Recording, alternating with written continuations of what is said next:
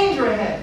So they spun the wheel of the Titanic very quickly, and they just barely managed to avoid a very large iceberg they could not even see until they were right on top of it.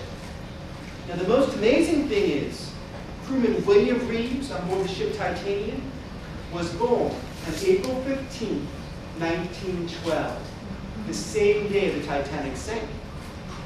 Perhaps he had a guardian angel, or more precisely, 1,523 guardian angels looking over his shoulder. What do you think?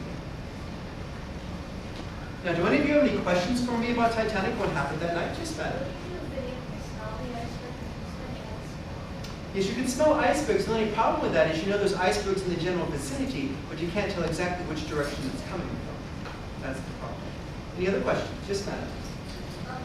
Is that the real suit that you would wear on the Titanic? It's very similar, yes, madam. But you see, as I left the White Star Line after 20 years, I had to recreate the suit myself. My wife still needed it.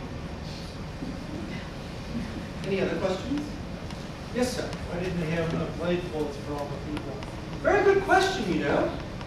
Originally, the designers of the Titanic had more than enough lifeboats for everybody aboard. They actually had 64 originally in the plans by Mr. Andrew Carlisle, was the original designer.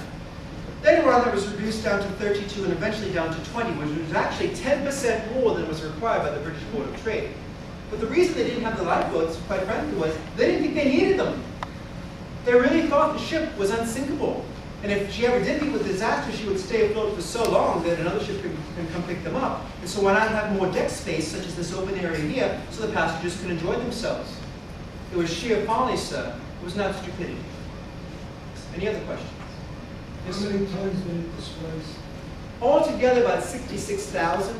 They actually said she was a 45,000 ton ship. Yes, madam. Right here.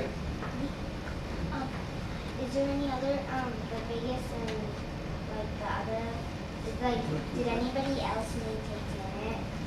Did anybody else do what with Titanic? Make Titanic again? Well, there's no other Titanic, but you see, there were 3 ships, as you recall. Why don't I tell you about that very briefly?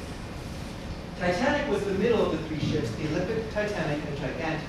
Now, the Olympic, I'll take your question in a second. You can put your hand down. You can rest. Now, the Olympic, you see, was the very first ship, and it was the only one of the 3 that actually made a voyage from England to New York successfully. And as a matter of fact, she traveled for almost 25 years and was such a good ship, her nickname was Old Reliable. Now, the only major incident she ever had was just before Titanic sailed. And just like Titanic in its maiden voyage, it was leaving Southampton and created a very large wake, and the ship was pulled into her side. Now, nobody was killed when this happened, but there was enough damage to the Olympic, they had to bring her back to the shipyards in Belfast for repair, which delayed Titanic's maiden voyage by about a month. So again, if that had never happened, just like the incident with the New York, perhaps the Titanic would never have struck that iceberg. So finally, I think it was in 1954-55, the Olympic was actually scrapped. But many of her belongings were auctioned off, and to this day, you can still find some of the outfittings from the Olympic in very fine homes and hotels around England. Now, the 3rd ship was called the Gigantic, and she was being built at the same time the Titanic sank. So, of course, they had to stop construction on her so they could figure out what safety improvements to make.